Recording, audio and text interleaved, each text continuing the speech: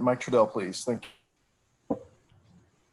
Hey, Frank, what did you notice after that first time out when Miami came out with a 23-10 lead? You came back without LeBron, and how that unit turned the game from that point? Yeah, they just played with great energy and confidence. We just, we got off to a little bit of a slow start with our pick and roll coverages to start the game.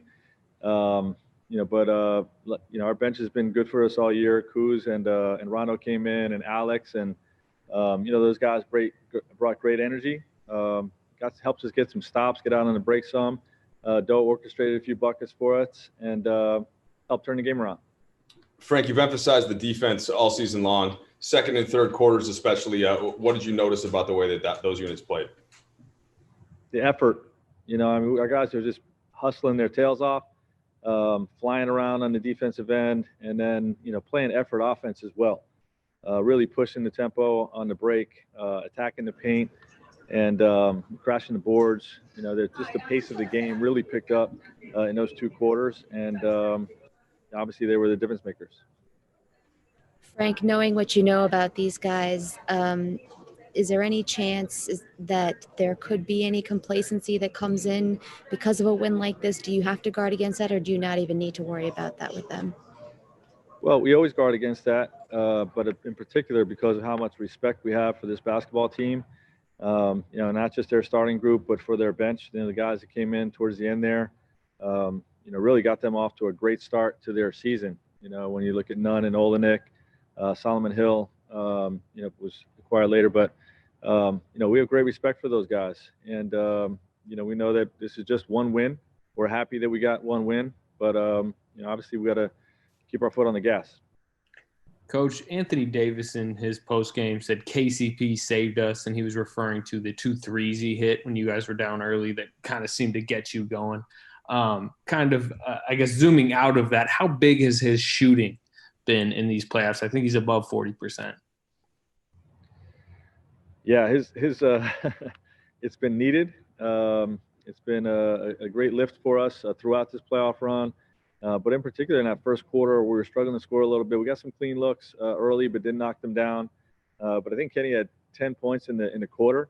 And, when you're struggling to score, for a guy to step up and make some plays like that on the offensive end, just gave us a big lift. And, with the guys that came in and subbed in, helped turn that quarter around. But, Kenny's value is on the defensive end. The tone he sets with how hard he plays defensively really is infectious to our group, and I think that carried out probably most in particular to start the third quarter, but throughout the game as well. Allison? All right, we'll start with Dave McDonough. Frank, what's the key to sustaining a run? All teams go on runs, but to be able to extend it out, I think it was 75-30, the run you guys went on. Is it keeping the guys' energy up in timeouts?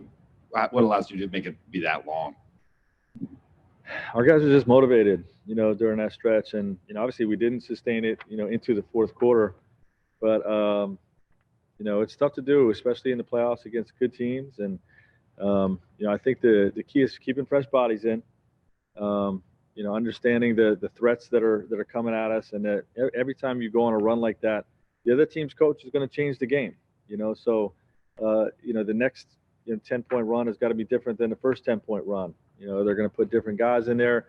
They're going to change coverages. They're going to change, defensive scheme, run different action, and you have to win each segment of the game a different way. And, that holds true for the series as well. We're going to have to win game 2 differently than we did game 1. So that's probably the biggest key. All right, Kyle Goode.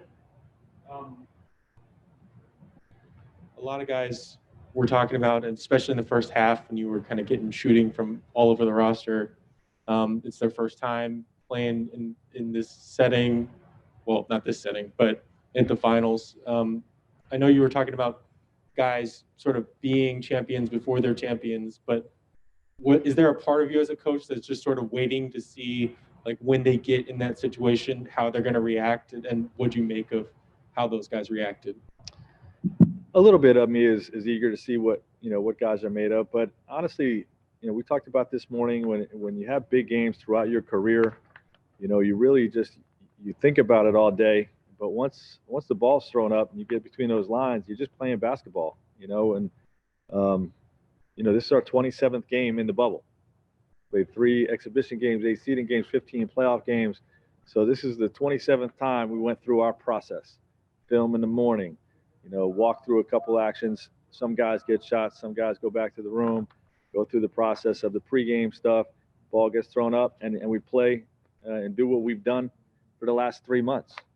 So I think you think about it a little bit in the days leading up to it. But once you get in that moment, just play basketball. All right, Dan.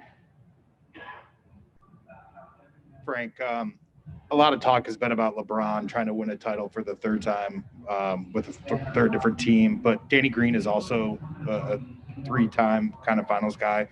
What is it about his skill that just fits so well when you're trying to win a championship?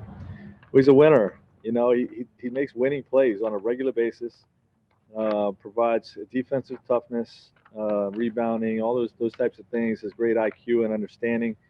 And, he's either going to blast you from the 3-point line or carry the threat to blast you from the 3-point line. And that just helps your offense, So, it's no surprise Danny's, had so much team success throughout his career. He's just a winning player. Next over here. All right, Jeff. Frank, we've gone all this way and we haven't mentioned really Anthony Davis's game. What did you think of his play in his first finals appearance, and maybe what allowed him to have such a big game tonight? I mean, they play small a lot. Obviously, if we start big, he's got a smaller matchup on him. I think it starts there, but in terms of like his success tonight, but he's just a great player. You know what I mean? And the moment doesn't change things for him. His approach is the same. He's focused, locked in, can really hurt you in a variety of ways offensively. Leads the charge for us. We're playing effort offense, running the floor, crashing the boards, rolling hard, attacking in the post. His ability to shoot the ball from the perimeter, the way that's grown throughout our season, has been invaluable to us. And, he's a jack of all trades on the defensive end. So, I mean, he really just impacts both sides of the ball. And obviously, the bigger the moment, he's just raising his play. All right, back to you, Will. All right, yeah, Frank, I will take one more from Andy Kameninski. Hey, Frank, before the game, you kept it close to the vest in terms of the starting center. What ultimately led to the decision with Dwight and the thought process behind it? Well, we wanted to win game 1, and we typically start a series, kind of traditional, the way we would throughout the regular season. And we've done that a few times throughout these playoffs.